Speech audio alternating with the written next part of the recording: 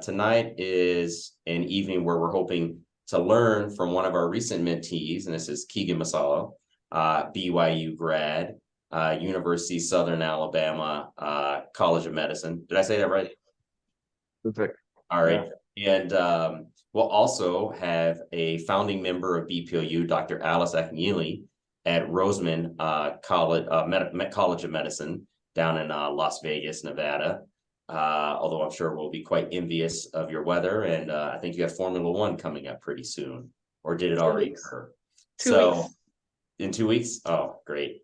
Tonight we will be going over the importance of MCAT prep. You know, the MCAT it's an exam that many of us go, it's often a gatekeeper in some ways. And it's stuck in the way that the test is written and the way that some of us prepare makes all the difference for us getting a look to get an interview versus not. And we could have tons of extracurriculars, but often this test that actually stops many Black and underrepresented students from often ever looking at a white coat. And we want to try and stop and take that away, because there's a lot of students that are in the majority that have figured this out and have been doing it well for quite some time, which is why they're still getting interviews, matching to med school, and graduating from med school. Well, BPOU is here to disrupt that and to make sure that these same advantages that you're aware of when preparing for the MCAT. So hopefully, let's see if that forwarded the slide. So first, as we journey into medicine, I would like to introduce, although I slightly did with Keegan Mussalo. So he's a first year at University Southern Alabama College of Medicine, and he is a graduate, homegrown Utah, out from Clearfield. I had to look over your CV a bit to remind myself of that. But awesome. He reached out to me because this is something we do every year. We did this, I think, in November 2021 when BPO, shortly a few months after BPOU started. And we've done some aspect of AMCAS or MCAT prep ever since that we've often put in conjunction with our MCAT prep scholarship that we make available, which the application will become available in about a week. So look out for emails for that for BPOU mentees and pre-meds that are currently on the call. So Keegan, if you want to take it from here and tell us a little bit more about yourself. Yeah, thank you so much, Dr. Ferguson. It's a pleasure to be with you all today. Before we get started, I just want to say everything that I'm sharing today. I'm not an expert in med school admissions. I've just tried some things that have worked for me. And so I hope that this is going to be an informative experience for us all. And I'm so grateful for BPOU for providing me with a lot of the resources that have helped me to get to where I am today. So this is just a little slide right here about me. To the right, me and my wife. And we are both here at the College of Medicine at the University of South Alabama. She is an M2 and I'm an M1. And so my application experience was a little more complicated in that I was trying to get into a specific school with her. And so I was really blessed with a lot of interview opportunities and was accepted to my top choice to be here with her. So I'm really grateful for that. But if she had, if she were at the U, I would have no question in my mind. I would have gone there. I would have been home state. We're trying to get back, hopefully, for residency. So these are just fun pictures of just all the things that I'm involved with. My family in the top left. I worked at the Sorensen Center for Moral and Ethical Leadership at BYU. I was in the marching band. I had a lot of fun with that. I served a full-time mission in Montreal, Canada. Really love that. And I love the BSU at BYU. They're my family. I really miss them right now. And in the bottom left there, I'm with friend I met in Selma. He's one of the original people that marched over the bridge in Selma and during the civil rights movement. So that's always been an important thing to me to study. So just a little bit about me as we get going. So you can go to the next slide. Yeah, perfect. So just a little overview about what I want to talk about today. Um, it's going to be more than just MCAT prep. I think we want to make sure that we've done all the things that will help us when we apply to medical school to be the most successful. And the MCAT's one part of that. And I'm definitely going to be talking about that. But we'll also talk about the timeline, quote unquote. I put that in quotes for a reason. Finding opportunities outside of, school to get the experience we need, the shadowing and clinical hours and all that stuff, crafting your medical school application. And Dr. Ferguson's going to talk a little bit more about some of those aspects of when you get to choosing your medical school, some factors to consider. So, and then staying motivated and hopeful. That's really important. This is a hard thing that we're all trying to do. And you can go ahead and advance that there. So I had this right here, this sort of timeline. If you've ever been to like a med school, if you've been to your school might have like a sort of an advisement center that helps you through the process of getting ready for medical school. Sometimes they give you this timeline of, during your freshman year, begin shadowing and volunteering, start your undergrad, get clinical experience during your sophomore year. You want to be looking for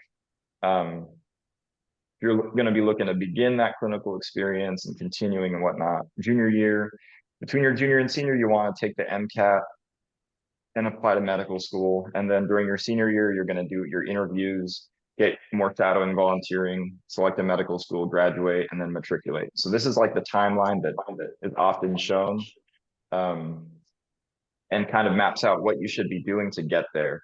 But I just want to make sure that all y'all know today that this is, it's a scheme that has a lot of things that are, good, but it's not the only way.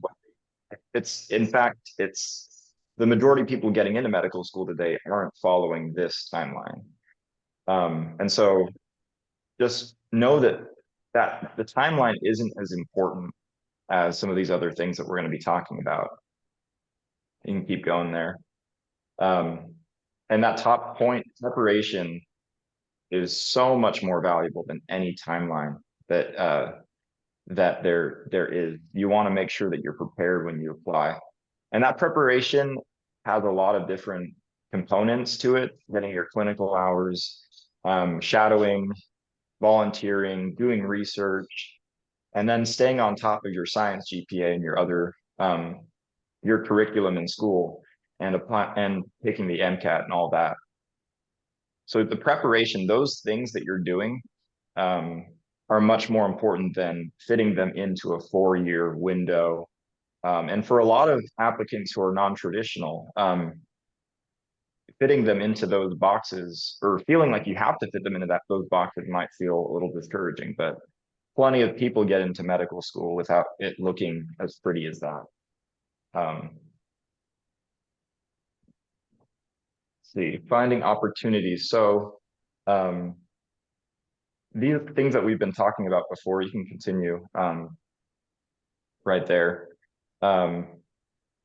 It's really hard, I think, as a pre-med to find a lot of these opportunities that are going to help us get into medical school when we're in a place with so many other pre-meds. And so I wanted to give some important principles in finding those opportunities, because that was a challenge for me as I was getting ready.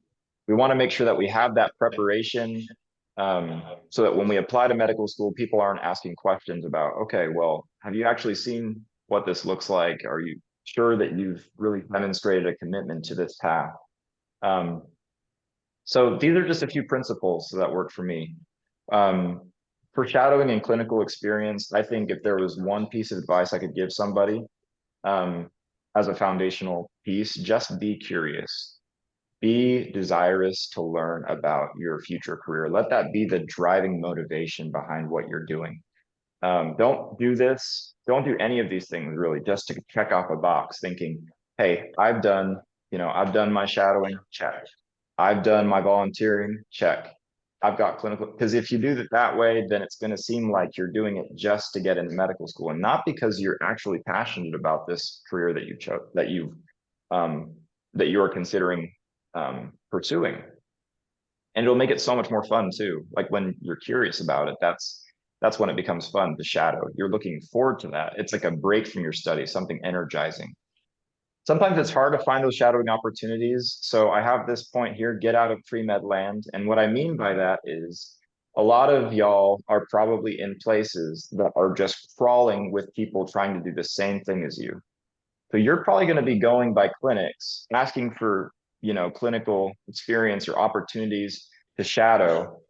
And you might be the 25th student who's been in their office for in the last 2 weeks, and they might not have those opportunities. So something that helped me was looking outside of just Provo, or for you might be Salt Lake or somewhere else, maybe Ogden. Look outside of that and look towards those cities that are a little farther out, maybe 10, 15 minutes out that way. And you'll find offices that haven't seen a single, pre-med in a long time and would be really happy to to have you shadow them. So look for those opportunities that way. Network like you mean it. And what I mean by that is, networking sounds really daunting, but it's as simple as asking your friend, hey, do you know if you're, like where's your doctor located? Do you have their contact information? I'm looking for somebody to shadow. Just asking that very simple question can get you in the door. And a lot of people that I was able to shadow, it was as easy as saying to even one of my buddies applying to medical school, or like looking to apply, hey, who have you shadowed? Is there any way that I could be able to shadow them too? So it doesn't take that much, but it does take intentionality. And that's really the basis of networking, just asking a very simple question, not being afraid of the answer, just doing it enough times so that you give yourself the opportunity to have those experiences. And no, Volunteering. Go ahead. Point out something about networking. We've actually done a small webinar on this earlier this year. I believe it was in January, February, on the power of networking for medical students, those in the medical profession. Often we think if we just test well, that's sufficient to get into med school. That's sufficient to make yourself competitive. No, it takes a little bit more than that. And networking is something that we should not overlook. And that's why I went over, it's important to have a LinkedIn profile, keep that updated, keep that built. It's like a CV that's always there in many regards, but it has more recent updates to it than say what you have on a Word document. So networking is important. That's sometimes what the purpose of our BPOU socials are, is for many of you to network with one another, as well as, of course, the docs and other health professionals there. But great point, Keegan, please go on. Yeah, that was incredible. And plug for BPOU, there are so many resources available to help, spark that networking that you want, that you're looking for. So like he was saying, so many opportunities to talk to doctors, to find opportunities. BPOU is made it really easy for Black students that are looking to go into medicine. So for volunteering, I think that second point is most important. I put a couple of different places where you can find a lot of different opportunities. Just Served, United Way, BPOU has some links too. But the second point, make it a regular thing and make it yours. If you're doing something and you do it once on like one Saturday and you never do it again, it's just like, and you put like 2 hours on your application, it's just it's not very substantial. It's not very compelling. But if you're doing it like 30 minutes a week for, a year or 2 years, like that adds up. And like they can see that this is actually having an impact on you. And they're also seeing how you're having an impact on the community that's important to you. So make it regular and make it yours. Own it. Can I add something to that as well? Yes. So I will tell you, as someone who has sat on admission committees at 3 medical schools at this point, the volunteering thing is really huge, because it's very easy to see the difference between students that volunteer because they have to check the box on their application, and people who are passionate about what they're volunteering for. And so one of the things that I'd like to also plug here for you guys is to think outside the box, because sometimes the things that you choose to do here define you to the people who are looking to decide who should get into medical school.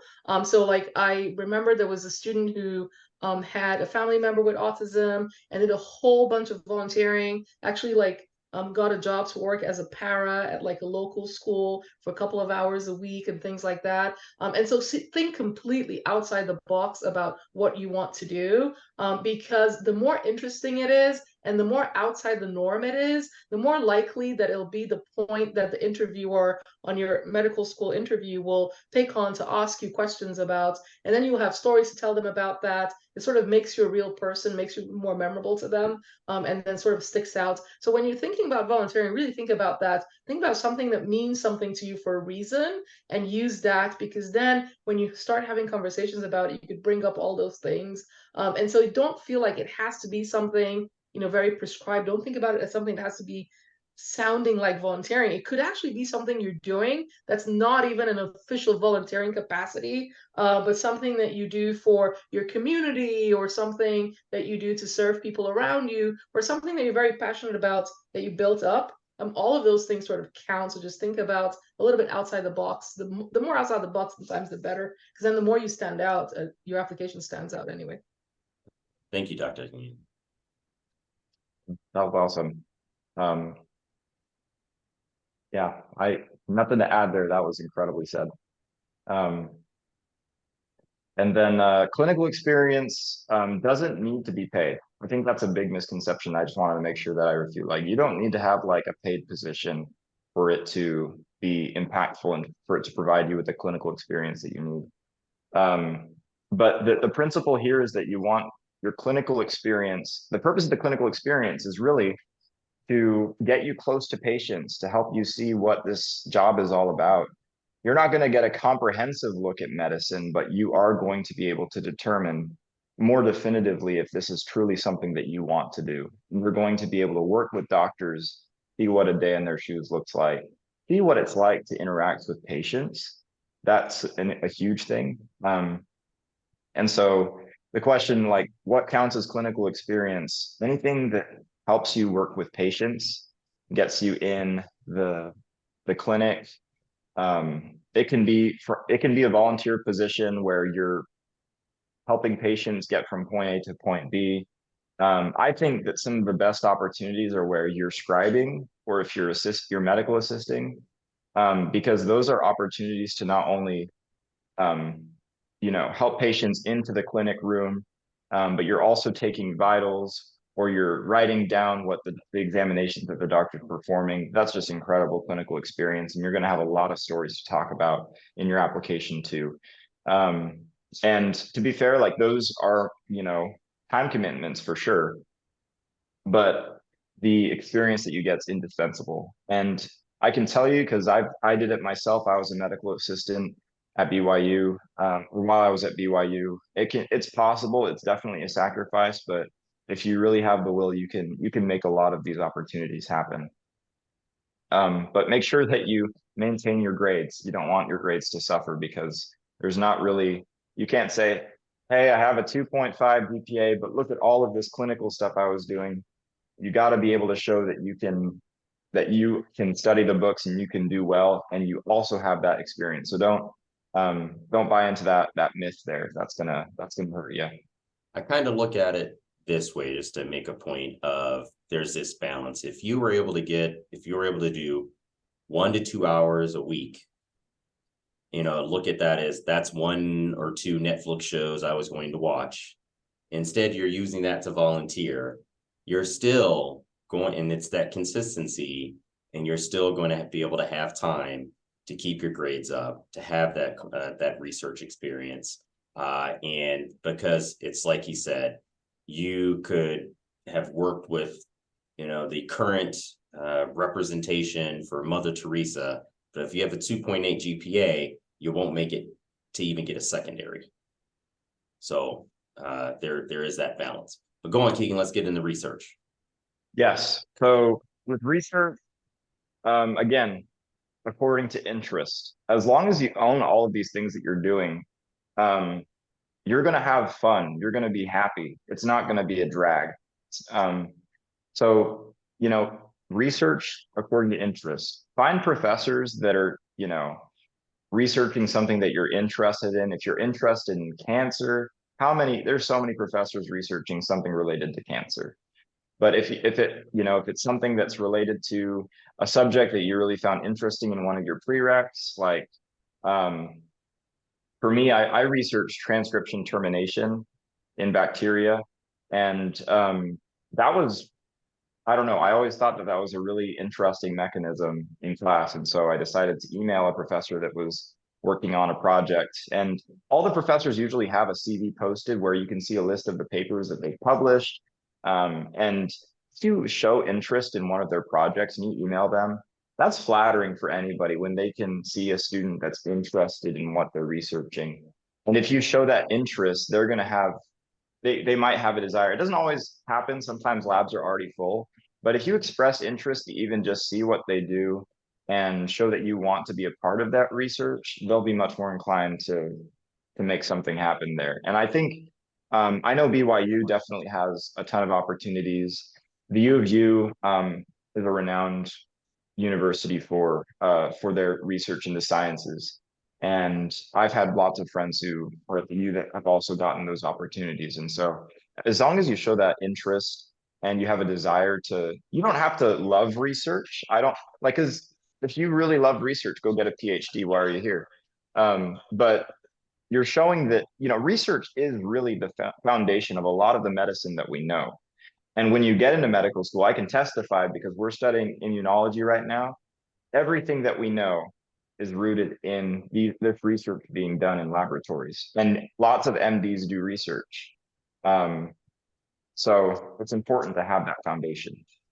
And I think before we go into the next slide, to take away is, even if you could do it for at least 1 summer, 2 summers, that's good. You don't necessarily have to get in with somebody starting as a freshman, staying with them all the way through senior year. If you can, that's great.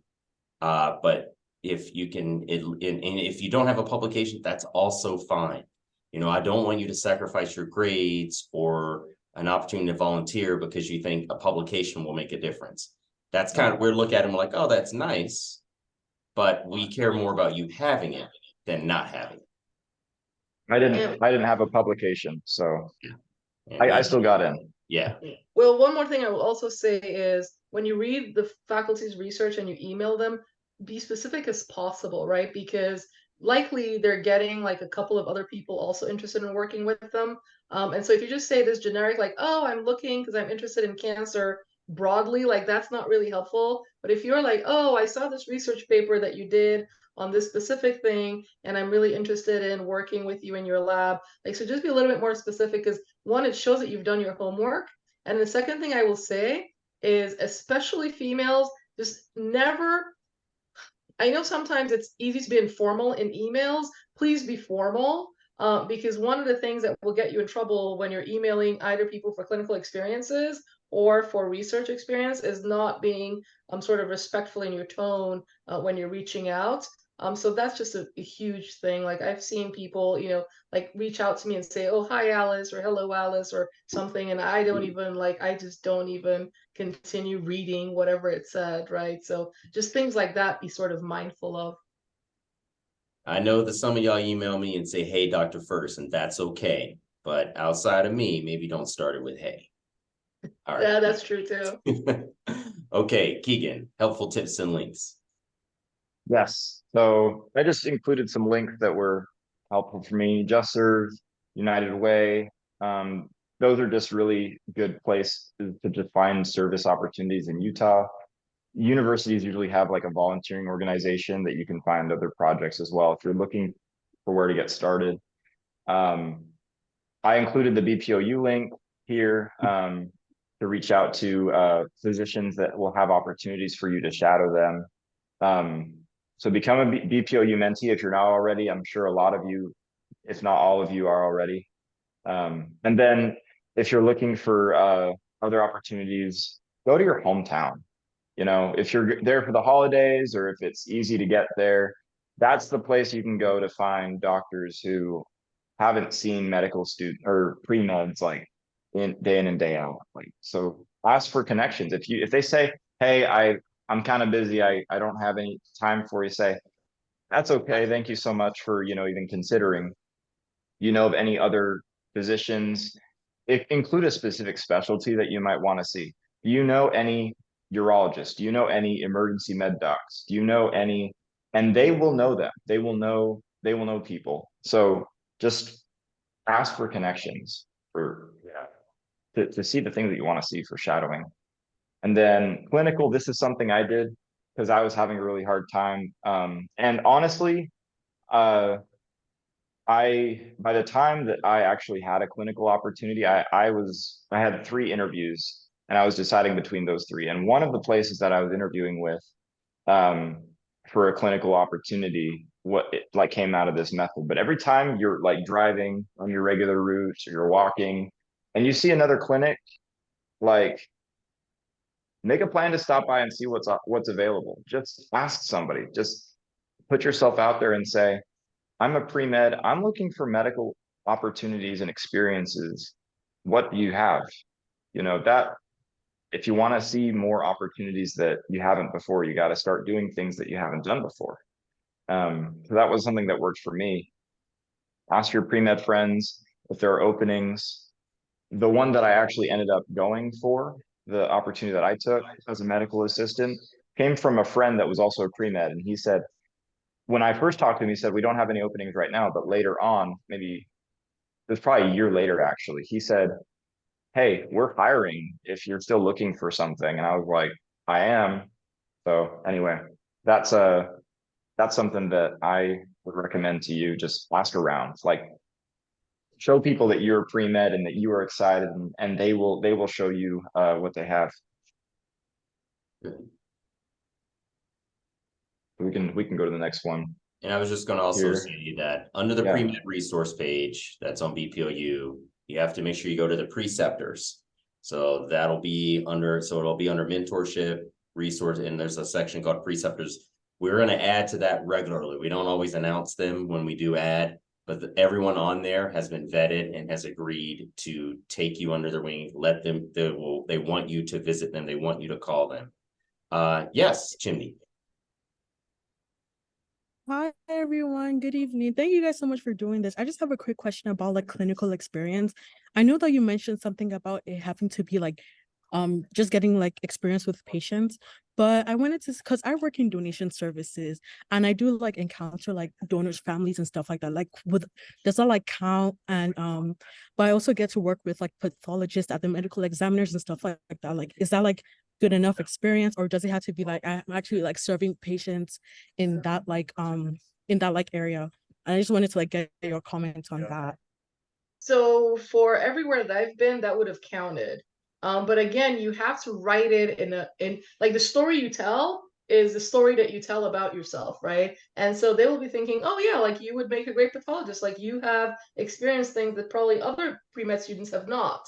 And so you will be able to sort of help guide your peers and provide sort of sounding board for your peers and provide different experiences to the class that people who've not worked in those positions wouldn't have, right? And so absolutely, those are definitely clinical experiences. Now, to be fair, I would still, if you could get an actual clinical experience with actual patients, in addition to that, that would be helpful to you. But I wouldn't say that, that wouldn't count. It would completely count, and you get a lot of cookie points for that.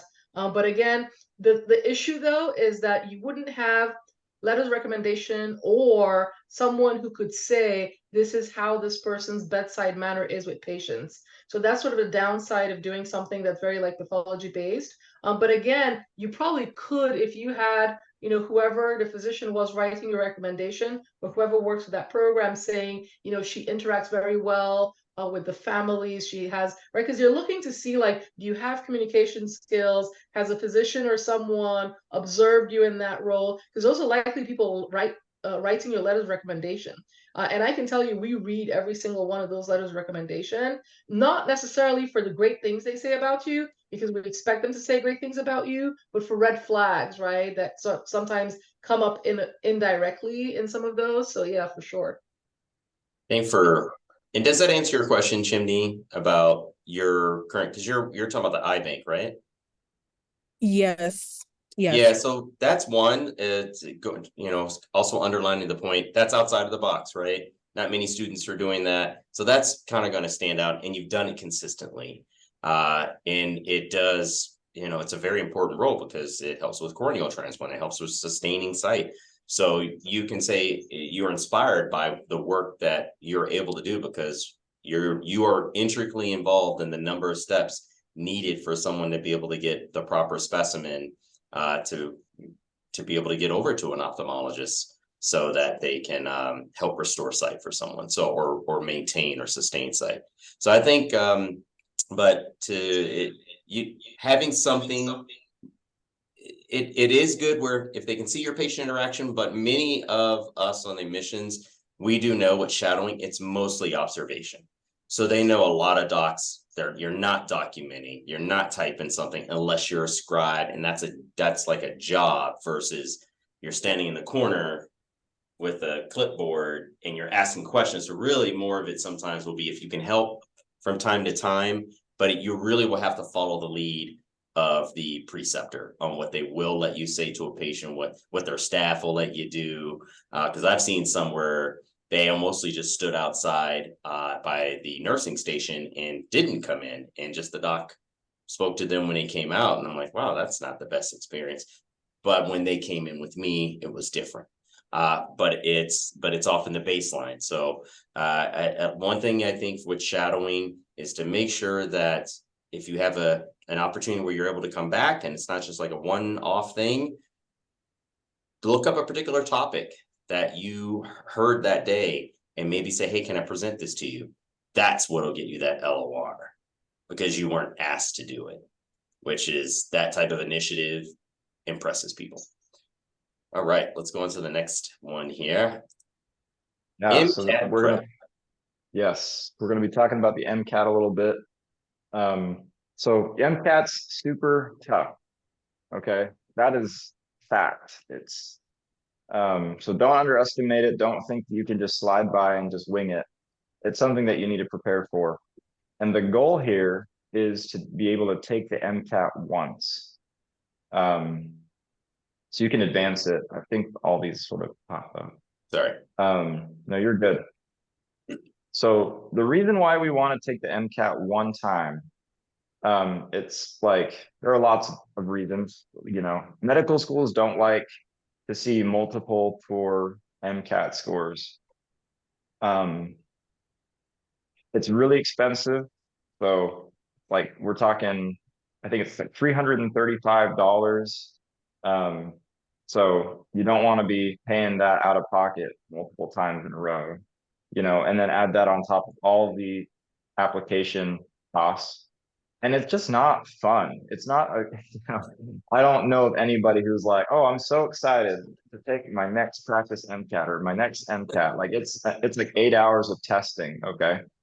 You want to be able to prepare in the right way so that you can take this once and be like, I don't ever have to take that test again, because I've proven to whoever I'm applying to that I know my science. And unfortunately, it's a standardized test, and standardized tests, they're a necessary evil, as necessary as, if we can find another method, then maybe we'll do it the other way. But it's just something that we have to do to get there, unfortunately. But if you prepare well, it is definitely within your reach to take this only once and to score well. You have to believe that for it to happen. If you need to take it again, that's okay. But you shouldn't plan to retake it. Your goal should be to take this thing once. And if you can take it once and be done, that's the best case scenario. If you have to take it again, that's okay. Just make sure that second time you take it, you're raising your score. So I have one question for you guys. How long do you think MCAT prep takes? Keegan, how long did you prep? I prepped for, I started in September, little by little, and I was taking the test in May. So I started raising my studying in January. I started studying more. So it was around, well, probably a better estimate's like months, an equivalent? So the reason I'm So, asking that is because I could tell you one thing, the single most important thing you could do to up your MCAT score is starting now, make sure that all your leisure reading are medical articles or scientific articles, right? So, and it doesn't have to be like really high-end, difficult to read journals. It could just be like simple things, like just sign up for nature articles or like immunology journal, like all of your libraries, if you're in an undergraduate institution right now, like subscribe to all sorts of journals, right? And so just pick some of those that have topics that are relevant to your MCAT, and then just read them, like on the weekend. So that way two things happen: one, you don't even feel like you're studying, but two, what happens is you start getting your mind to sort of digest information and read scientific information in a way that when you start prepping for your MCAT, it's going to make it easier. Because the problem with the MCAT is that it's not just about raw facts, it's more about comprehending a scientific topic in the context of the sort of broader outline that they give you, right? And being able to think through it, right? So, like, Dr. Ferguson, right, probably like hasn't taken MCAT in a really long time, but because he reads medical articles all the time and things like that, like he could probably walk in and take the MCAT and do fairly well, not because he'll remember the details of certain things that are tested, because like, goodness knows, I don't remember my biochemistry from medical school year, pre-med anyway. But the point is, a lot of those things aren't necessarily about the facts of the science. They're really about your ability to sort of read through this question that they're putting in front of you and think through it as well, right? So critical thinking skills. And I say that all the time. Like, I can't tell you how much it's the same with SATs too, right? The difference between people who do really well at SATs and people who don't are how much you read, right? Because that like changes your verbal score. And there's no amount of like doing flashcards. I'm just giving you this for you to get a sense of like your undergrad when you were taking your SATs. Yes, flashcards learn words is helpful, but the amount you read impacts it so much more. It's really the same for the MCAT.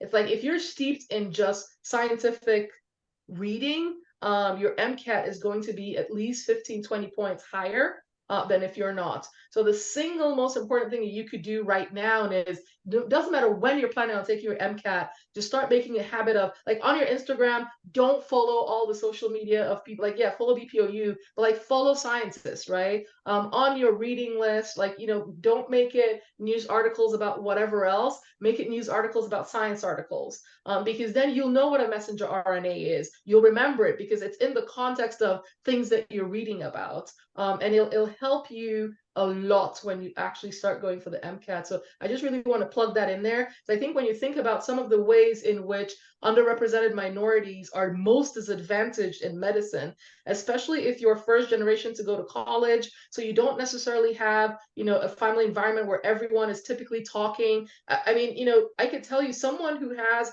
family members who themselves are physicians or scientists, they go home, they're having dinner with their family, they're talking about medical stuff, they're talking about scientific stuff, they're talking about all these things, right? And so that sort of leg up that some of the people coming from higher socioeconomic backgrounds have, right, over a lot of students who are underrepresented minorities. So one of the most important things you could do for yourself is just to steep yourself in that language starting now, right? Is just do that all the time. It really, really makes a huge difference. And it's simpler to do than you would think, right? Because it's not the sitting in the library and studying nonstop, which is important to do as well, but this actually sets you up even better. yeah, can testify everything that was just said. The MCAT, the entire thing is passage based. So you're going to be reading, science passages day in and day out, to prepare for this thing. So getting used to reading those earlier on goes a long way. So you won't be lost. And you don't necessarily need to know everything in those passages to do well, but you need to get better at comprehending what the passage is saying. That's going to help you understand what the question is to begin with. What they're trying to ask you. You can go to the next slide. And always remember, for those of you that want to sign up, make sure you sign up. BPOU has a health topic, a public health topic that is a a pertinent issue that's from medical literature that's in every monthly newsletter. So if you're looking for a journal article, we will be having one that's included every month. So what's the best way to prepare for the MCAT? My answer is it depends, and it depends on a lot of things. I would say if you're an undergrad, like one of the best ways to prepare for the MCAT is just paying attention in your prereq courses. Because your prereqs, they have all the answers to the MCAT. That's why they're prereqs. They're giving you the basic scientific knowledge that you need to be able to be successful once you get into medical school. So if you're paying attention to your prereq courses and not saying, I'm just going to study for this test and then cram it and then forget it again, you're saving yourself a lot of studying you're going to have to do again to prepare for the MCAT. So that's huge. So make sure that you're paying attention to your prereq courses. I know there are a lot of non-frads that might not necessarily be, they might be doing like a post-bac or something. They might have already done their, prereq coursework a long time ago. So it might be different for them, but make sure that you're taking advantage of just that built-in study time for the MCAT. Because if you think about it that way, right, you're doing the class to get an A, yes. But if you're thinking about the top priority of being in that class to study for the MCAT, that goes a long way.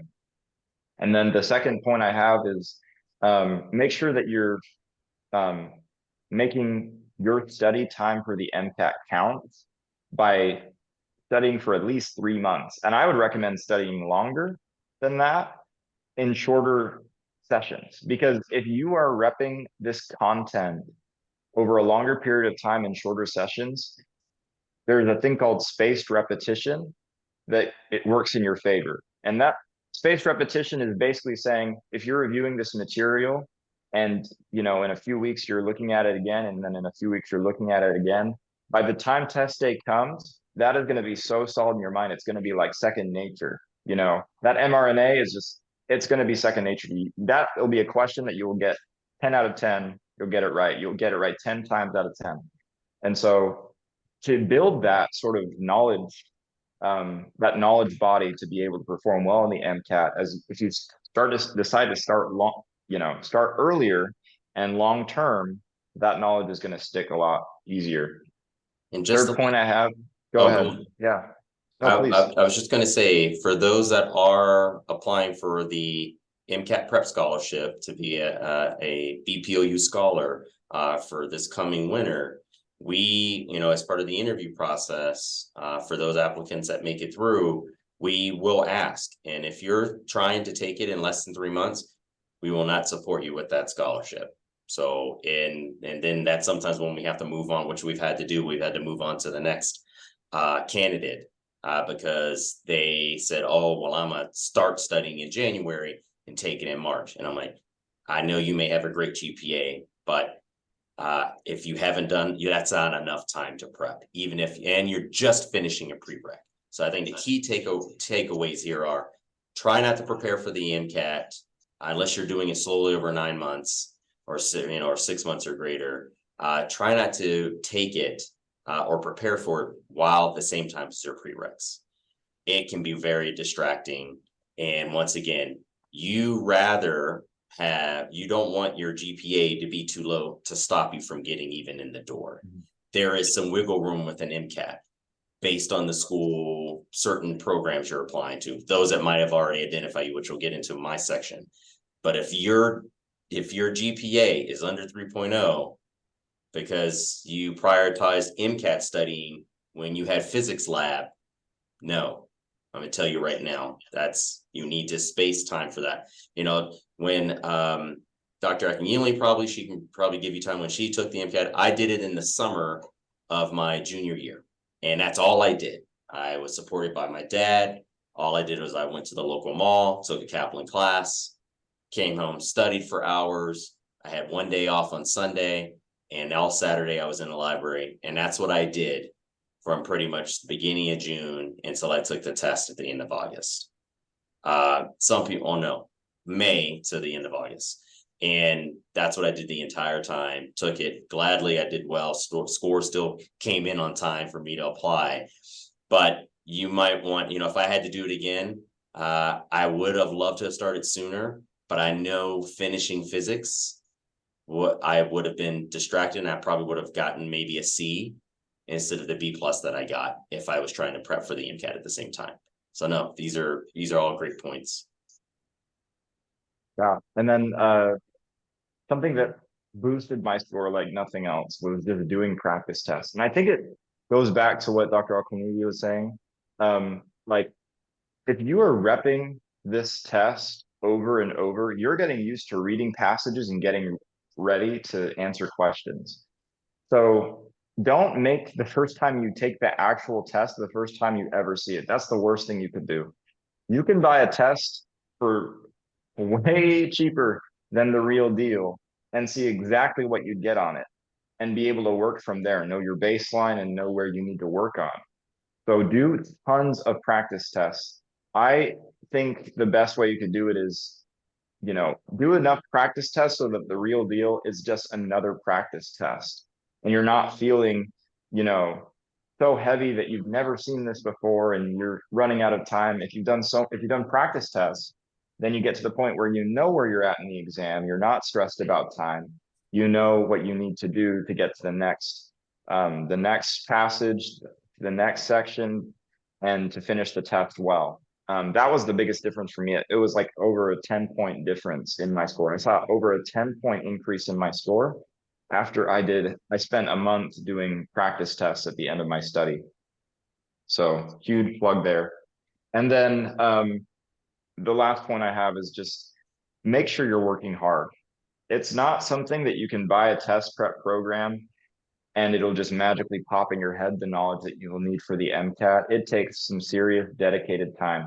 And amen to Dr. Ferguson's point about making some dedicated time. I would say even if you are doing it long term and you're taking school at the same time, I still needed a month after school ended to just focus on the MCAT and to do practice tests before I took the actual thing.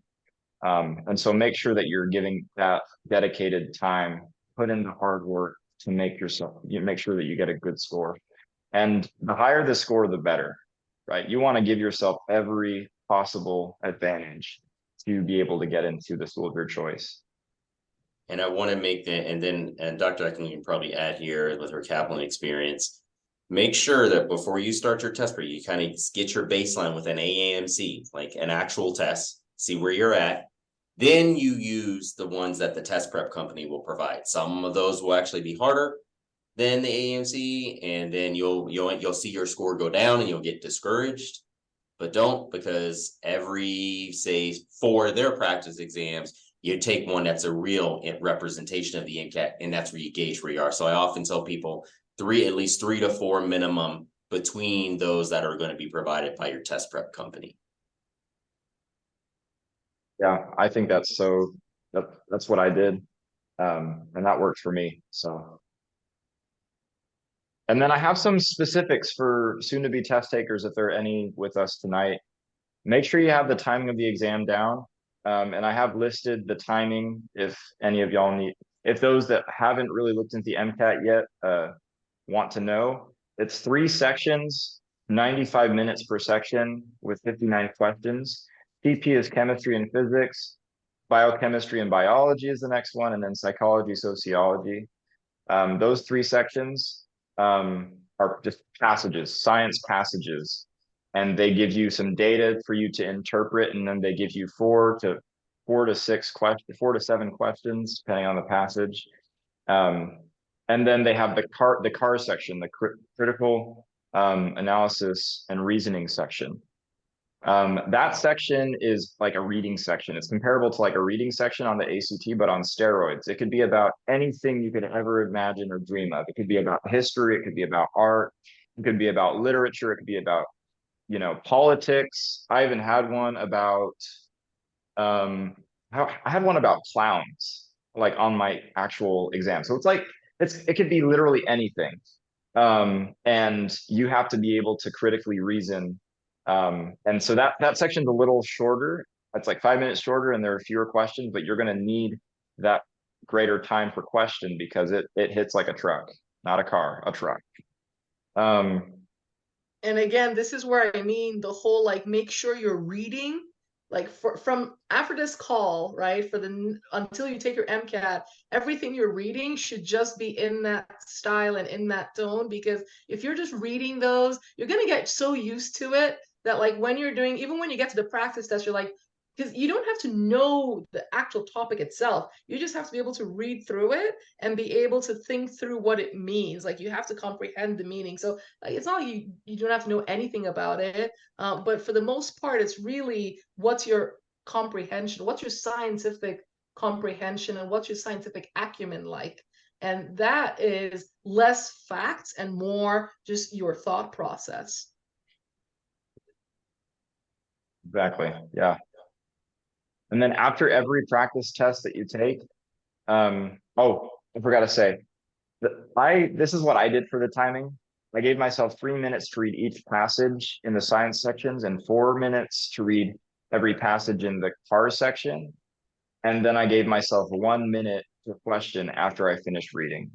And I never ran out of time doing that. So if that's something that can help you, don't try it first on test day. That's the dumbest thing you could do. But if you decide to, take some time to, well, I would recommend you take time to do some practice tests. And as you do those tests and try a timing system that works for you, you'll become comfortable with the system. You won't be so surprised when you look up and see you only have 5 minutes left and you have 20 questions still to answer. That will never happen to you. And then make sure after every practice test, review every question, the ones you got right and the ones you missed, because I can guarantee you'll find questions that you got right for a reason you did not know, or you might have guessed and got it right. And if you go over every question, each test has 230 questions, okay? If you take even just 5 practice exams before your real MCAT, that's over 1,200 or 1,100 questions that you have under your belt to say that I have reviewed 1,100 questions and I know why I got them right or wrong. I know that many more things for the real deal. So make sure you review. And the last one I have here is become an MCAT author. And what I mean by that is, as you're reviewing these concepts that are going to be on the MCAT, learn to make questions that are indistinguishable from the questions you find on your practice test. Now, I'm not saying like write a whole passage, but if you can try to make a question around testing a concept like density or a concept like transcription, and you can make a question and a question stem with answer choices, the correct answer choice, and then distractors that distract away from the correct answer, you are training yourself to understand what the questions you will be seeing are asking you. And that's something that you won't be able to do until you see enough questions from practice MCAT tests. But that's something that will raise your score. If you can do that, get used to seeing questions, seeing how they're testing, seeing the distractors, getting used to distinguishing between an answer that's like 50% correct, 60% correct, and then the one that's the real true answer. That'll help you more than anything else. So I have a couple things about the medical school application, and Dr. Ferguson will also talk about some of these things. And both of you, having actually served on admissions committees and know the guts of this, you probably have more to speak on about this. And we talked a little bit about, for example, letters of recommendation. But just as an overview, personal statement, I took it as answering the question, why do you want to be a doctor? Like, what is it that's driving you to this career? And both of you can pitch in too for, how you're feeling about these things. But I just say, like, you really have to dig deep here. What are your deepest reasons for going into medicine? Like, what really is driving you to it? It can't just be, I want to help people or I like science. It can't be that. You gotta dig deep, like really think hard, really feel. So you need to take some time to just ask yourself, like, why is this the career? Why am I wanting to be a doctor and not a social worker if I want to help people? Why am I not going to become a PhD if I like science? There's got to be something else. So dig deep there.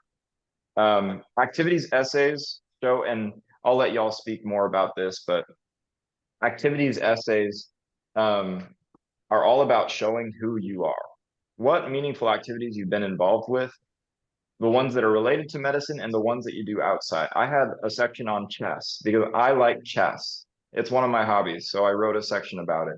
And so it's not for proving like, this is why I am prepared to be a doctor. This is how chess makes me more prepared to be a physician. Because I don't think chess ever prepared me for medical school. It's just a fun thing that I do, but it's showing who I am. So make sure that you show who you are, show stories that show, what you enjoyed in your undergrad, or, it just, and another thing I will say is stories tell more about who you are. If you're telling a story, they tell more about your character than you saying, I'm a good leader. I am X, I am Y, I am Z. If you can find stories that show those qualities, rather than you having to explicitly state, I am this, I think that really helps to paint your story a lot better. I think And we've those talked all- about layers of recommendation. So Yeah, and I think those are great points. I was just going to say here, personal statement one, do not let AI write it for you. We read right through that. We know what Chat GPT sounds like. Don't do that. I'm telling you right now. The other thing is, try to think of a story that inspired you to pursue a career in medicine.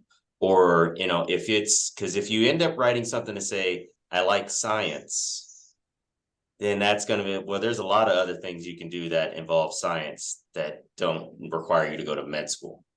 So, and many of us are driven, especially you can even see the differentiation even more based on when you choose a specialty after getting through med school. And some of it comes from our family background. There's many people say, well, I took care of my sick grandmother from the age of 9 to 15. And every time I went to her for medical appointments, things like that is fine. Yes, that can sometimes seem like a story we might have heard before, but you'll make it unique to you and heartfelt, and to show your drive, your ambition. But the key here is you want to try to avoid being generic, or saying it was one pivotal moment that did it all for you. And also, do not please reference a TV show in your personal statement for why you want to be a doctor. You're immediately being put in the no pow. So don't I do was that. watching Grey's Anatomy, Yeah, and that's when I knew. Yeah, don't say a TV doctor inspired you to become a doctor. We as doctors do not like that. And activities essays, this is where you're able to expound a little bit more of what is unique to you, services that inspired you, but also this is where you need to write down how you are underrepresented. Okay, you need to do it in your personal statement. You need to do it in your activities essay, because the checkbox for I'm Latino or I'm Black, that's going to go away in many of these apps if they're not gone already. So the admissions committee will be blind to that, but they know the benefits of diversity in medicine. BPOU knows this. So and if you need help with that, we're here to help and train you so that you write experience where people clearly know that you are Black or Latino or Polynesian or coming from an underrepresented background in medicine. So the one thing I want to tell you from these things, right? So personal statement and activity essays, right? So I want you to look at it from the point of view of the person who's on admissions committee. When I'm on admissions committee, I'm looking for three things. One, I'm looking for who is someone who is going to make a huge difference in their community, right? Who has the passion and drive to do things in their community. And two is who has the grit and the resilience, and shows me the drive that I get a sense from them that when the going is tough and you're studying for your medical boards in a couple of years, and you're overwhelmed because the amount of information coming at you is so high compared to undergrad, you can handle a lot, right? And actually that goes back to Keegan's point where he was saying, don't skimp on, like, if you get a low GPA, but you did all this other activity, that is actually what I'm looking for in admissions, that person on admissions committee, because what that tells me is this person can't handle load. And obviously we know as medical physicians that the load of medical school is much higher than undergrad. So if you're struggling to balance a little bit of clinical work with undergrad studies, then if someone takes your undergrad studies and triples it or quadruples it, Keegan, how much more do you think the load is? Like, well, what's the factor you would use? Oh, I mean, yeah, it's a lot. I mean, Yeah. you always feel behind constantly, probably 3 or 4 times. It feels so to put it into credit hours for those, it's about 24 to 28 credit hours is what you're looking at. So if you're someone that does 16 to 18, which is clearly an S, I think 16 to be considered full-time. You get some people that might top out at 18 in undergrad, but you're starting at 24 and just going up Well, upwards it's of not even 32. just 24 though, right? Because Yeah. so the way I like to explain it is like, let's say, for example, you did biochem or something in undergrad, right? All of the biochem from undergrad is like 3 days worth of content in medical school, right? It's like, Yes, like, like, like, that's exactly what happened. It's like we went over everything in metabolism in 2 days. yeah. So the point is that we're looking for who is someone who can come in, and it doesn't matter how much you hear it, right? That it's a lot. It doesn't matter how much people tell you it's going to be a lot. When you are actually in that position, it's so easy to feel overwhelmed, right? And so if I'm on the admissions committee, I'm looking for who's the person who's showing me in the stories that they're telling me that they have the character and resilience to be able to resist this, right? And so that whole point of digging deep to find why you want to be a doctor is not even just the why you want to be a doctor. It's you have to dig deep to show me something that I could read from that personal statement or something about you that makes me get a sense of you won't give up. Like you are the kind of person who are going to pull through. You're the kind of person who can do difficult things, right? And even if you've never done that many difficult things in your life to this point, but is there a way that you can have some reserve, psychological reserve inside of you to pull from because your drive to succeed is just so strong, right? And so whether like let's say it's a story of maybe you were like 250 pounds and then you work really hard to like lose 100 pounds over a summer or something. It sounds like a silly story, but guess what, it does show something. And so just keep it true to yourself, find stories that really show your grit, your resilience, and that really makes a huge difference. And this is where your story, because being an underrepresented minority, there are so many things you have faced and so many things you have overcome to even be in a position to be applying to medical school, right? And so those are also the stories that the people on admissions committee need to hear, because that's what you bring to your class, right? Because what you bring to your class is, yes, that sort of different perspective and diverse view, but also that grit and resilience and ability to sort of overcome some of the obstacles that you have faced and sort of showcase to your classmates what that could be like for them as well, right? That's what you bring to your class. So anyway. So in light of time, I will briefly go over my slides. Let's hold off on questions so we can allow at least 20 minutes or so we can have a good Q&A.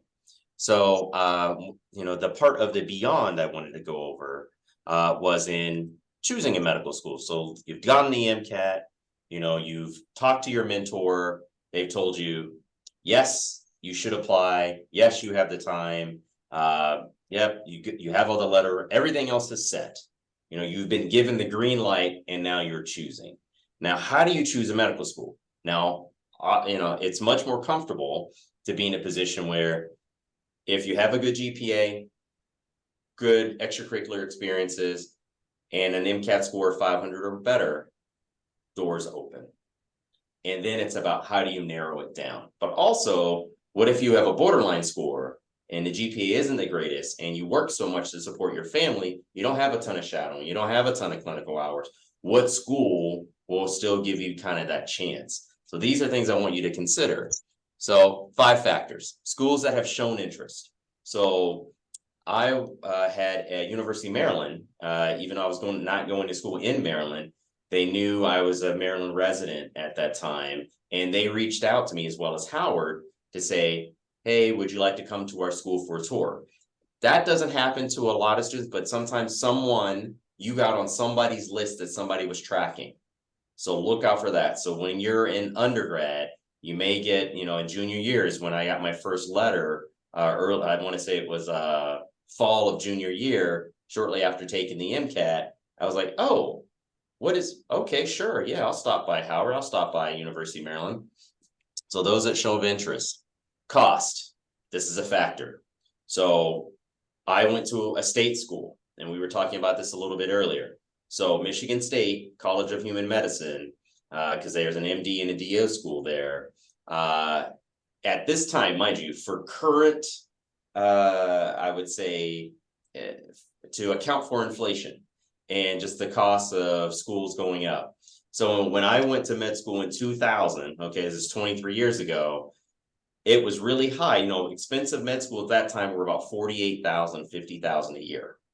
Okay, and I'm sure several people on this call will know that just in-state for University of Utah is about $54,000. That's in-state tuition. So if you were Michigan State and you were in-state, those folks were only paying $28,000 a year for tuition to go. So luckily, cost wasn't as big an issue as opposed to me wanting to make sure I went to a school that fit and where I felt supported. And I was a military scholar, so they took care of all my costs. But I don't expect everyone to join the Air Force, Army, or the Navy. Another And is with cost, can I also just pipe up and say something really quickly? Please make sure you pick a school that has federal student loans in the worst case scenario if you need loans. Don't get stuck just with private loans because some unfortunate situations can occur as a result. All right. So make sure that you have a school where you can get federal funding. Yeah. And some of that will go along with accreditation. We are happy to talk. We're going to do another presentation that's on just financing medical school, but that's going to be a little bit closer to the spring when people start getting their notifications. Next, location. If you are, Keegan had to go through this, of course. Let's say he wasn't engaged and didn't have to have his being near his future wife as being his biggest factor. He may have to decide between. So Keegan, share with everybody your number of application or number of schools you apply to and how many interviews you received. I applied to 20 schools and I received 14 interview invites. Okay, that's a really large number. Congrats on that. But that shows you there. So, and then some of that will be, did you choose it, some of this by location and cost for those factors? Yes, oh, definitely. 100%. So I had to go through the same thing. I applied to 21 schools. I got 7 interviews, and a lot of it was based on really how can I drive there was really what it came down for me.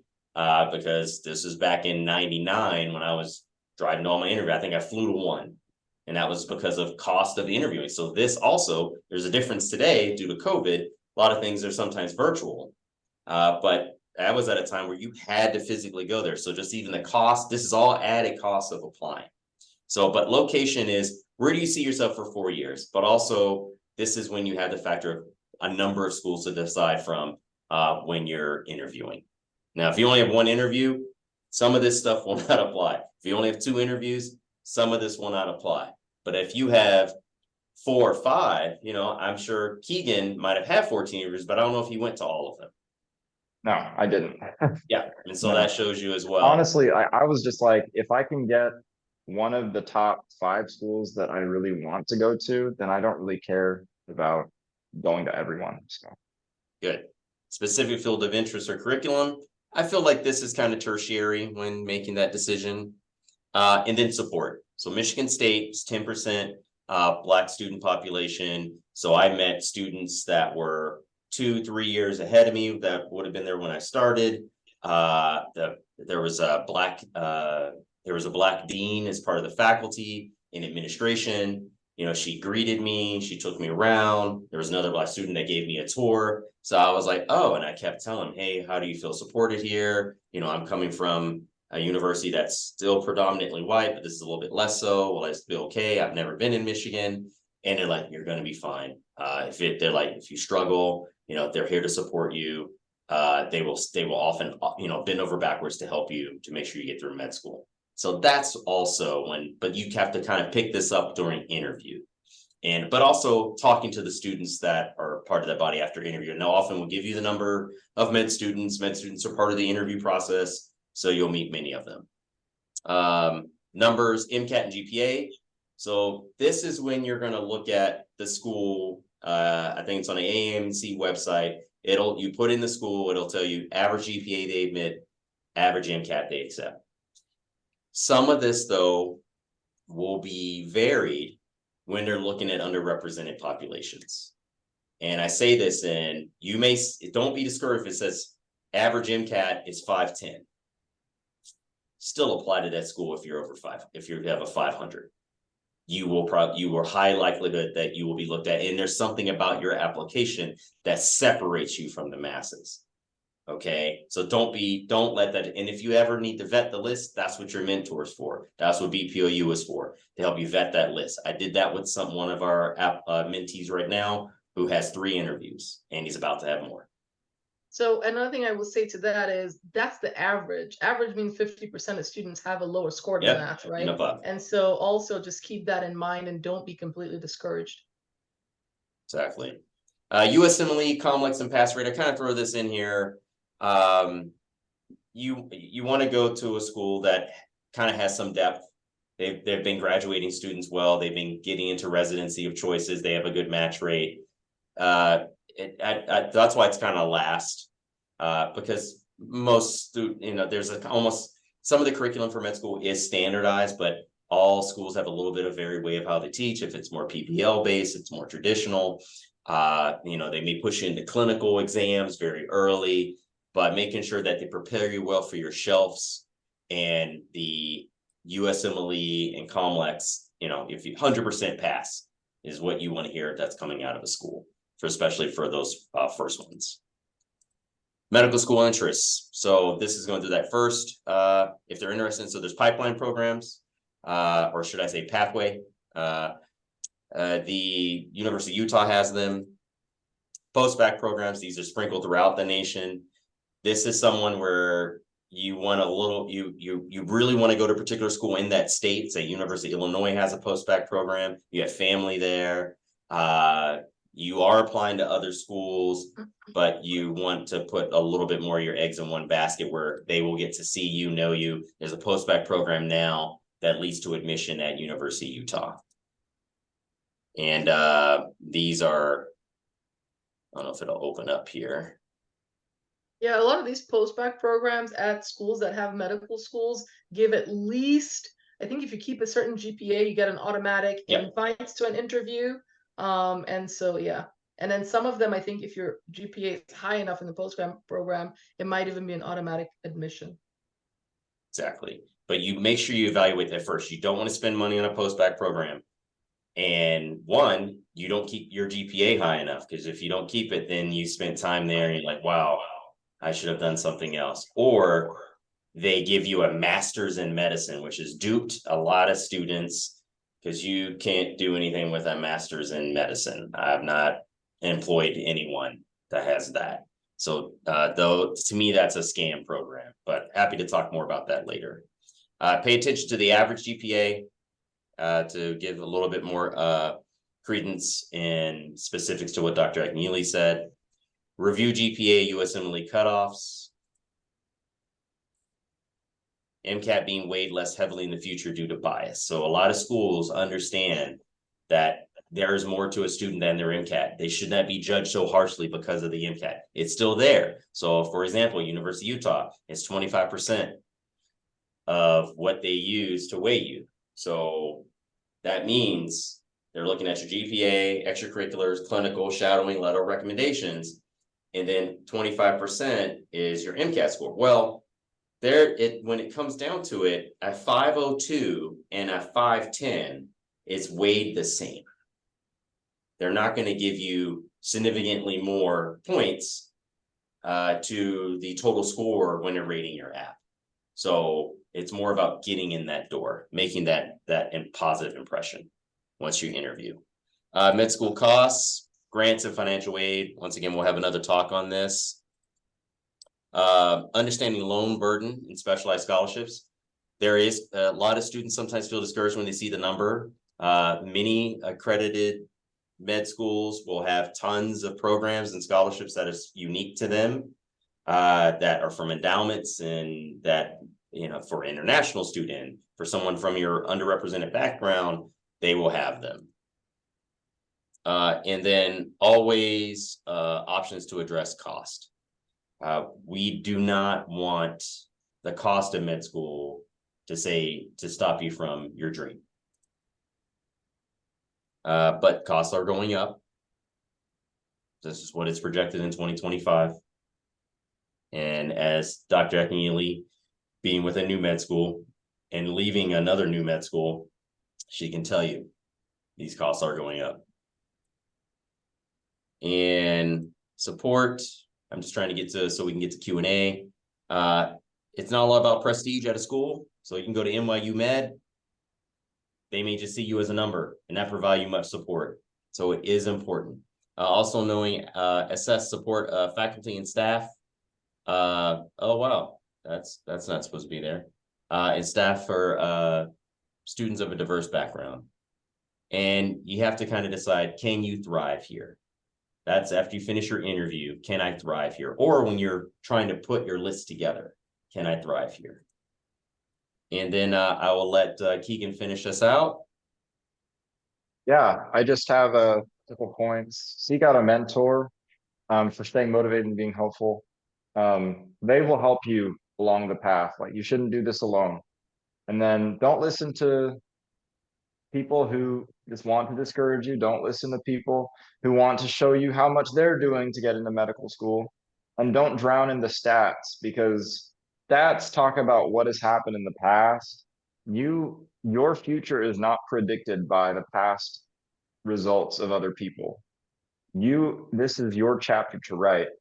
Do your best and shoot for the moon. Always shoot for the highest available, because like, if you can get to anywhere around that moon that you're shooting for, you'll be among the stars. So you want to make sure that you yourself are your only competition, so that you can get to the highest place you can be. And I hear the only real failure is giving up.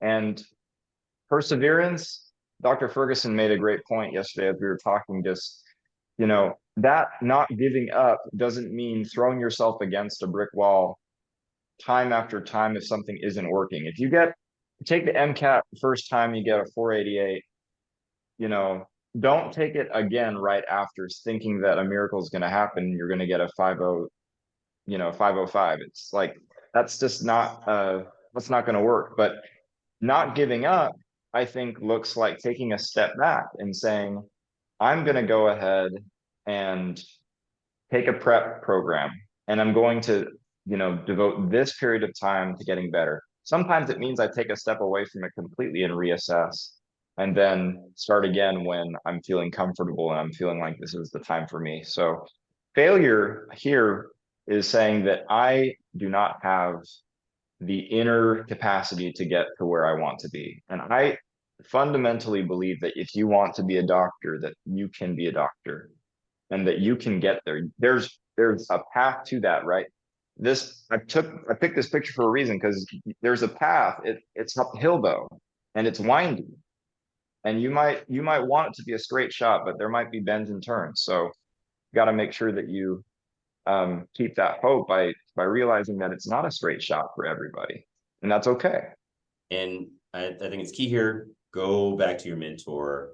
Don't read into the hype from your fellow pre-meds. I know definitely this is probably easier said than done, especially at a campus like BYU, where you're surrounded by many mirror-looking white pre-meds that don't share your background. And right. You're trying, and you hear them talk about how well they're doing in something. Do not let that get in your head. And I think also make sure you're running by someone that's either in a position like Dr. Akunyili and I on if you should apply, or if this is a good time to take, or you didn't do so hot on the MCAT the first time, what should I change? This is where the courses help, but knowing the right course, making sure that you're not working 3 jobs and trying to take the MCAT after graduating, or a prep course. And it may come down to, you may need to hold off a year. There shouldn't be a hurry. I know sometimes that's easier said than done because certain international students may have a certain visa status. So unless they're either working or they're in school, they can't be in the country. That's something that's unique to often international students, which I know, and I think some of them have to deal with. But for those that don't have to deal with the citizenship issue, if you're 28 and you're like, I have to be in med school by here and I have to have a kid by 31. And like, if you're like, I have to be in med school, no, you want to apply once, you want to get it right once. But also I've had to help folks that applied 3 times, taking the MCAT 3 times. Third time they got in, one person, she was applying it, she did it twice. And I was like, you need to stop and not get ready to apply again. You need to take a step back. You need to get a job. You need to do that for a year. And then we need to sit down and actually come up with a plan because you're trying to do too much on your own. There is help here. So that's what I wanted to kind of get through. And any questions? And I know we went over a little bit. I was hoping to have questions about 20 minutes ago. Turn on your cameras. Thank you for staying. Any questions for us? These slides we will make available, as well as the recording. Probably the recording's better. Helen. Yeah, I have a question. Thanks for hosting this. So my question is like, how do you figure out what are the good kinds of MCAT prep programs and which ones to avoid? Good question. So if I can take that, it really depends on your situation and what your weaknesses are, right? And so I would say the best prep programs are the ones that give you the most practice. Because the practice is really the key. But if you don't know, so here's one of the things. There are different issues that you might need a prep program for.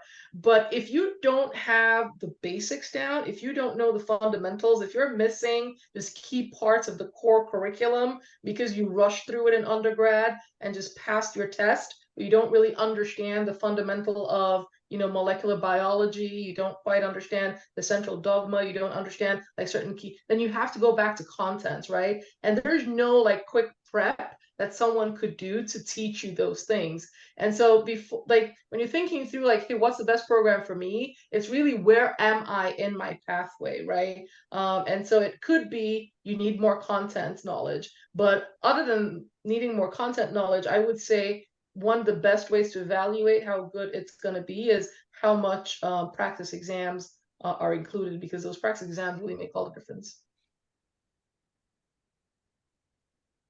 I totally agree with that. The program that I used was Altius, and they had like, I want to say they included the they included the AAMC exams, and they had 10 practice exams that they made that were pretty indistinguishable from the AAMC ones. They were a little bit harder, I will say, but I think most programs do that so that when you take the real thing, you're like, oh, this is actually not too bad. So that was good for me, but I think that there are lots of other programs. So best to talk to people who've done them before, and to those who have worked with them. And I would probably add in BPOU is supporting Altius because they provide a lot of the close hand support and almost like they become an MCAT mentor in many ways, and they're a little bit more expensive, but we believe there will be success with them. There's been 3 students that we have gone through Altius and they've broken 500. Kaplan, I've had someone they used as well. And they were able to, but they did a lot of self-study. So talk about discipline. They also broke 500 with that, but they definitely did it with AAMC results. I sometimes recommend having a coach is good, especially if you don't say your mentor is primarily only there for you to be able to shadow. Some of us as mentors, we can tell you how to read your question stem, maybe how to narrow things down. But when it comes to nuances on content, it's best that you have a program that's offering that to you, because don't ask me about physics. I'm so far removed from that right now. So, but there is support there for it. Altius will probably have present again. We had them present last year. but it's a program we've had. We used Blueprint initially. We've had some that have used Blueprint in the past and they did okay. But it can vary. There are people, you can be successful with all of the programs, but some of them have their strengths.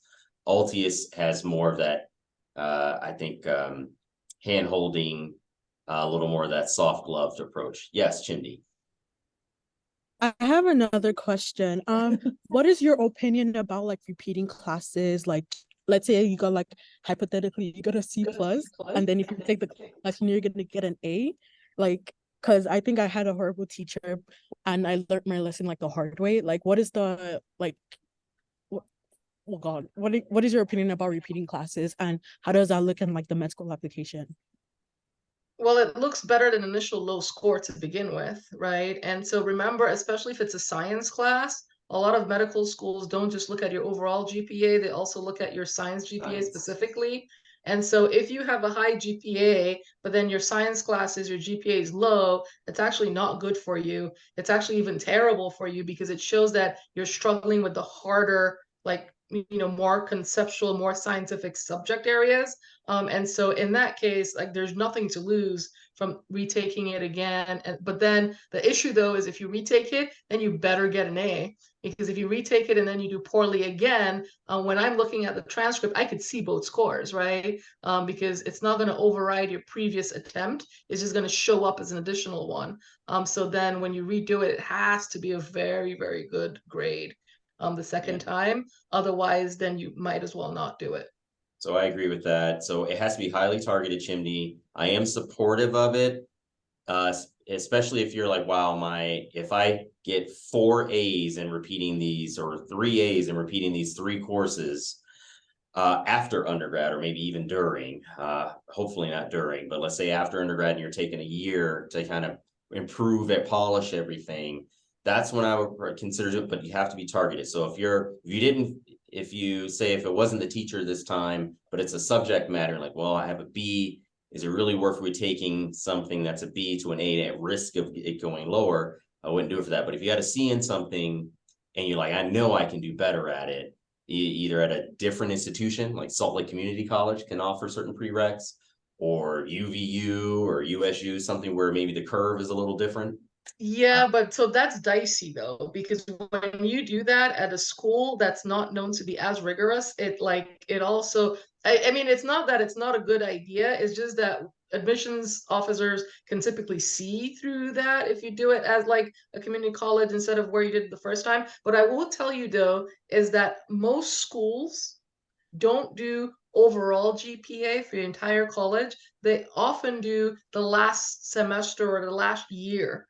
And the reason for that is because there's an understanding, especially with underrepresented minorities, and when you first get to college, there's a little bit of a period of figuring things out, right? And so it's easier if you had a poor grade in like your first or junior year, your freshman year, things like that. It's a little bit easier. But when you're a junior or senior, you want to have that, you want the trajectory to be positive. You want to be going from doing poorly to doing better and not from doing better to doing worse, if that makes sense. But yeah, and going to the community college is a good option, but just know that admission officers can see through that 100%. Well, it's all point is accredited. You have the same, it's matching credit hours. And because I definitely left Northwestern to do my OChem somewhere else. I'm glad I did it elsewhere because OChem, there were several other Black pre-meds that started at Northwestern with me, and I'm sure BYU may have a course, the U has a course that weeded us out. So when I go back for reunions now, there's a lot of folks like, oh, I was pre-med, but OChem kicked my butt. And I heard that and I was like, well, I'm gonna be selective with one class so I can make sure I make it to the threshold. But yes, Chimney, you just got to be targeted. They don't want to see you retaking all of your prereqs. 1 or 2, I think is good. And also, once again, don't try to improve something that has nothing to do with your prereqs. All right. Any other question? That's a good one. Yaman, you got a question? It's good to see you. Good to see you too, Dr. Ferguson. So I think I think not necessarily a question, but just reiterating what you guys had said. I took the MCAT in September and I didn't get the score I wanted, and I'm planning to retake it in May. But I think just what you guys said about not having too much on your plate. When I took the MCAT, I was retaking organic chemistry and I was working in the lab. And I was like, oh, I can work in the lab for X amount of hours, work my job, tutor anatomy, and and I still study for the MCAT. But then as you're doing these things, you realize you only have 24 hours in a day. You sleep, wake up, you get into the lab, get out of the lab, tutor anatomy, finally it's like nighttime. I'm like, oh wow, I only have X amount of time to do so many flashcards. You only have X amount of time to see so many questions. And I think just after I got my score back, I'm okay, what do I do to get better? I remember you give me advice when we talked earlier in the last BPOU event we had, just to take a step back and accept, okay, what did I do wrong? Where can I improve? And so my plan now is work less. I mean, I had an offer to come back and tutor as an anatomy TA again, and I was like, actually, I'll be taking the MCAT during this period. So I know I need to balance. Like I need to say, okay, these are I think initially I was overestimating my capabilities. I'm like, oh well, if I can take OChem and biochem in one semester, then I can definitely take OChem 1 and for the MCAT. Totally different beast. Like I remember like looking at questions and I'm like, and as Dr. Akunyili said, just familiarizing yourself with scientific passages. I remember the first time I took a practice exam, I'm like, I didn't even understand what they were asking me to do. Like I remember reading the question and I'm like, I felt like what the question was asking me, I didn't even see in the passage. So I think just being able to, I've been trying now to do more of that, read more books, more things about humanities for the cars, just broaden my reading scope. Because I always thought I was an avid reader, but I realized I read more like fiction or maybe biographies. So trying to expand the kind of things I expose myself to. Yeah, that's good. Those are so listen to what Yaman said, y'all here. He put too much on his plate. A lot of you here are you have high aptitudes. Many of you are many people have yet to uncover your brilliance, right? Some of you are a bit shy, but many of you are, all of you are very hardworking, sometimes to your detriment. And this is that time where you got to make the space for this test, because the door can crack a little, but it can swing open with an MCAT that's above 500. That's when they'll look and we're like, oh, your science GPA is 3.0. That's okay. All right. Oh, wow. 505. And then they just move on. They're like, all right, put them in the interview category. And then they'll look at the institution like, oh, okay, that's Cornell. That's a tough school. That might explain why there's overall science GPA is that great. It means you can do the work. We want to know you can do the work. And so I think that's good, Yama, that you shared that. Any other questions? Chim? I have a DJ. quick Oh, question. Renee? Yes. Regarding like the volunteering. Dr. Akunyili, you mentioned earlier that you want us to like this was at the beginning of the presentation about volunteering and how you want to see an experience with a lot of hours on it that kind of shows like that it could have in that time shaped us as a aspiring physician, someone who wants to go into the field. Would you say that you had to choose between an application with one experience with multiple hundreds of hours versus an application with maybe 8 or 9 experiences with like 10 hours apiece? So it doesn't matter to me, really. I would say that having fewer numbers of volunteer things, but more meaningful is better. Mhm. What I want to think about is your volunteer experiences tell us the story of you, right? Because the things you choose to volunteer with, the organizations you choose to volunteer with, and the community you choose to serve with your time tells us a lot about you, right? So if you're an underrepresented minority and you don't show that you have done any work within the community and things like that, if I'm leading that application, I'm not thinking that this is someone who's going to come out, become a great physician, and then really help us build the community, right? Really be a physician that really helps the overall society. And so it has to be like, the important thing is when you go for your interview is going to have your resume, MCAS in front of them, and they're going to look at that and use that as the prompts for the conversation. And then those conversations get to sort of unearth more about you. And so when you have volunteer experiences that when someone asks you about, you could speak to it, that's more meaningful than, oh, Keegan said United Way, so I just went on United Way, searched something, and the first volunteer opportunity that popped up, I just went there and I did that. Now, and it's still okay if that's what happened. Then then the story you could tell us is, what happened to you or what experiences you had during those volunteer time that really changed you, right? But if you're someone that, let's say, you've been working with, some St. Jude's, right? You did some work with Boy Scouts. Boy Scouts is a great one. Let's say you did some work with Boy Scouts and you've been a scout since you were really young, but then you got older, you went back to camp, and then you worked there, and then you volunteered, and then you started fundraising, and then you did all these things. That's totally fine, right? That's totally a legitimate volunteer service experience.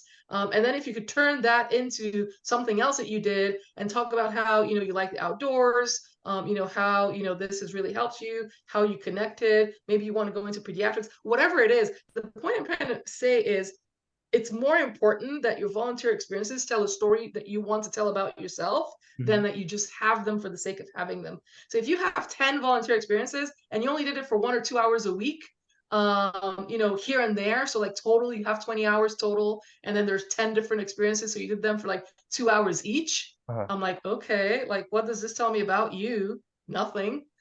Really, right? So you could pick one of them and tell me a story about it, but is it really telling a cohesive sort of, it's not really pulling something together, right?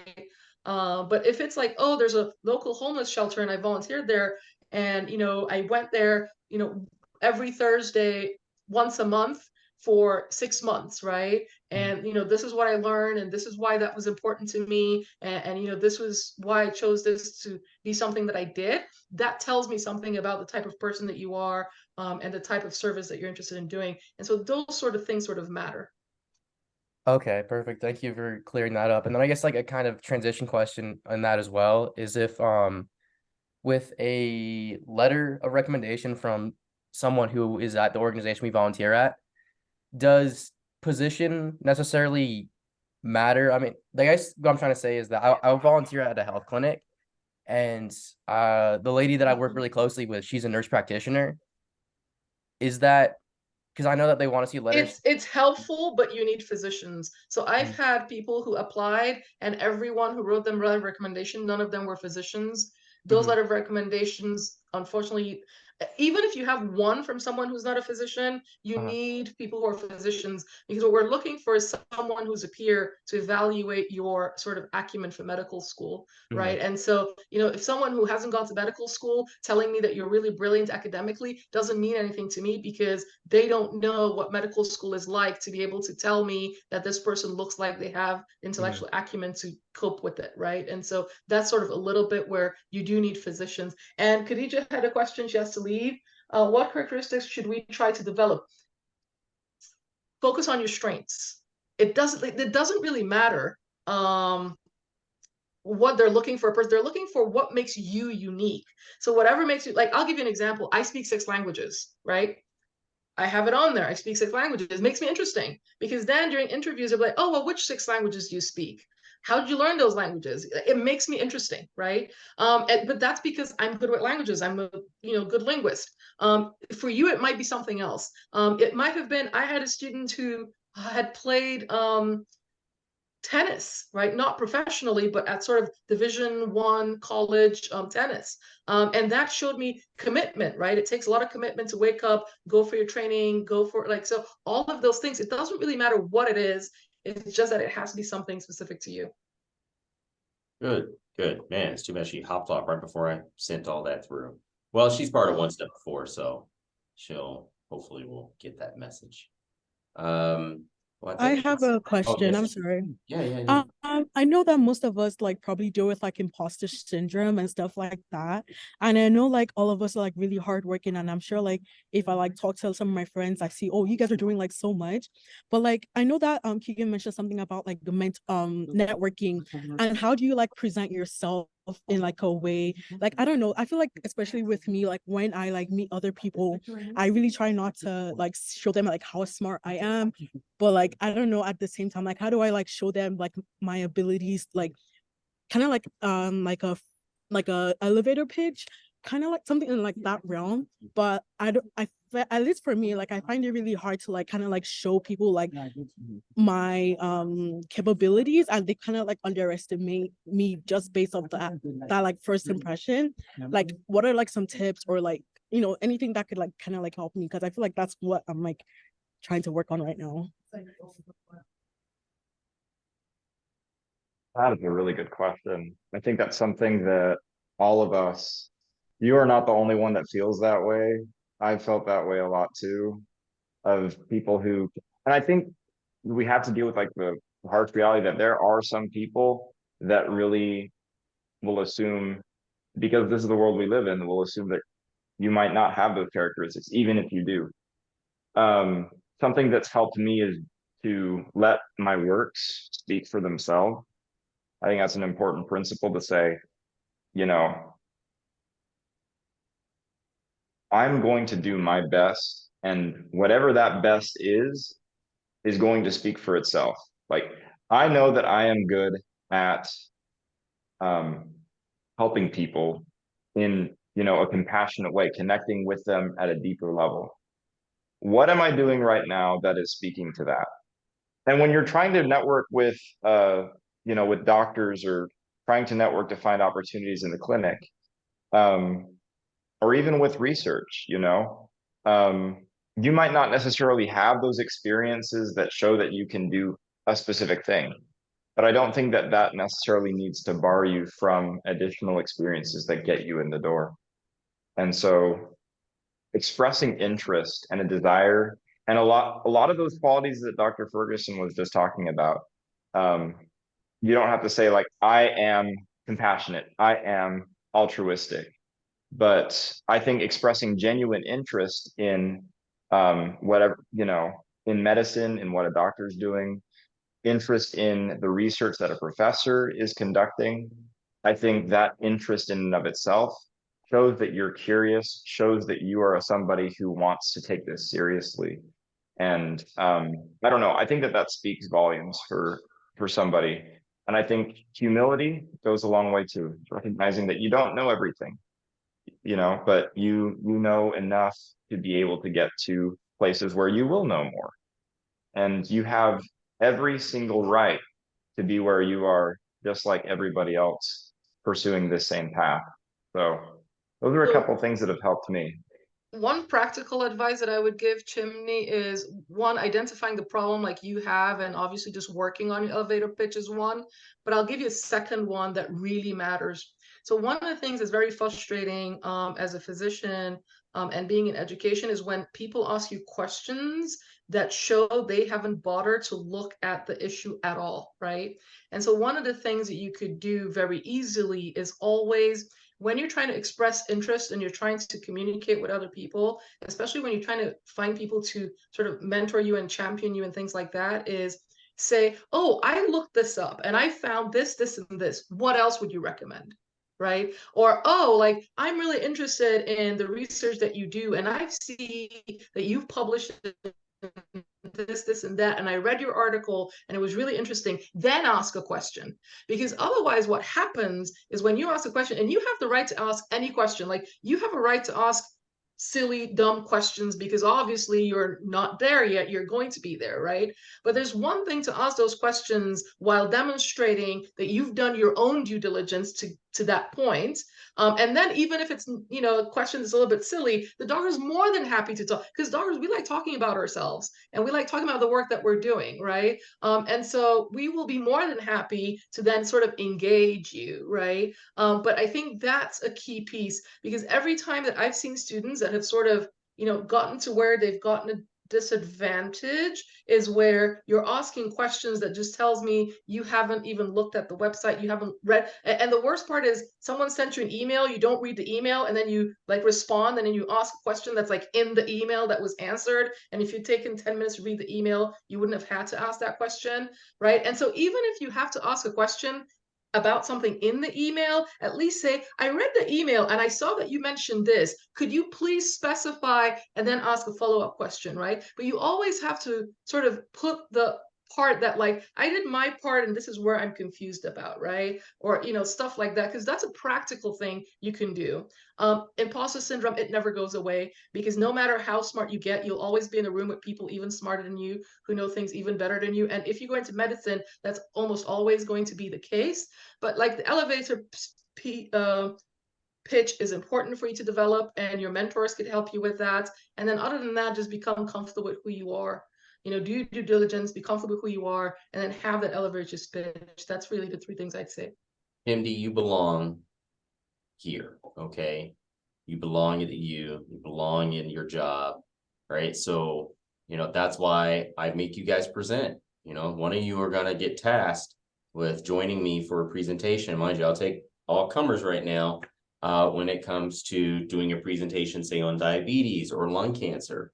Dr. Akunyili did this. So it's putting yourself a little bit outside of your comfort zone, but knowing you belong there. We want to tell you that you belong there. We wouldn't have started BPOU if we didn't think many of you, all of you, couldn't become doctors.